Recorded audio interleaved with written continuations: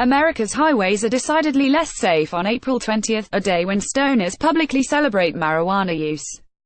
Why? Researchers report there's an uptick in fatal traffic crashes on that evening, which for decades has been a counterculture holiday revolving around pot use.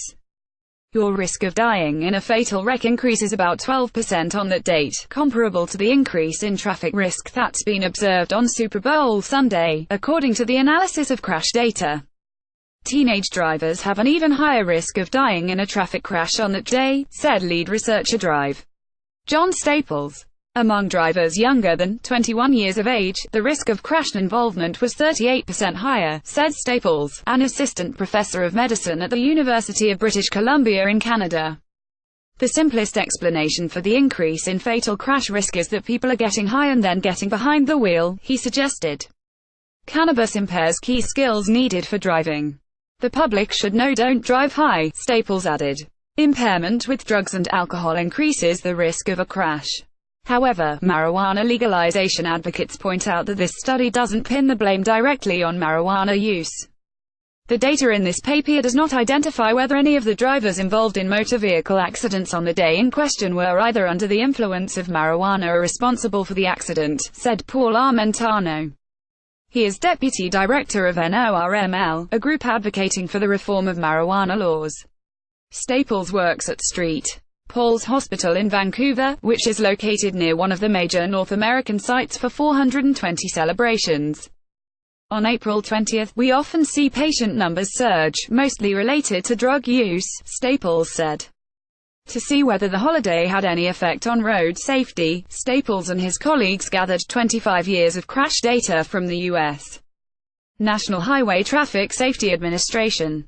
The investigators chose 1992 as their starting point because, a year before, High Times magazine published an article that widely popularized the notion of April 20 as a day to celebrate marijuana use, Staples said. The researchers compared crashes that occurred between 4:20 p.m.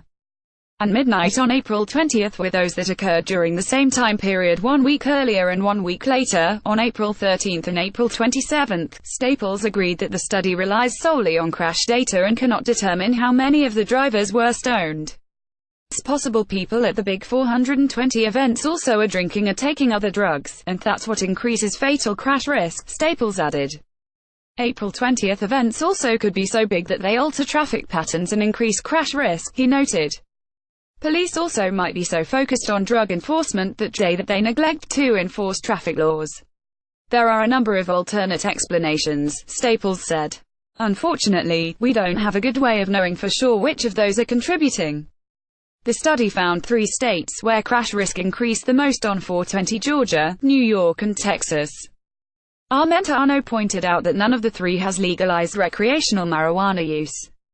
Nor are they jurisdictions known for having high-profile, well-attended marijuana-related events on April 20, Armentano said. J.T.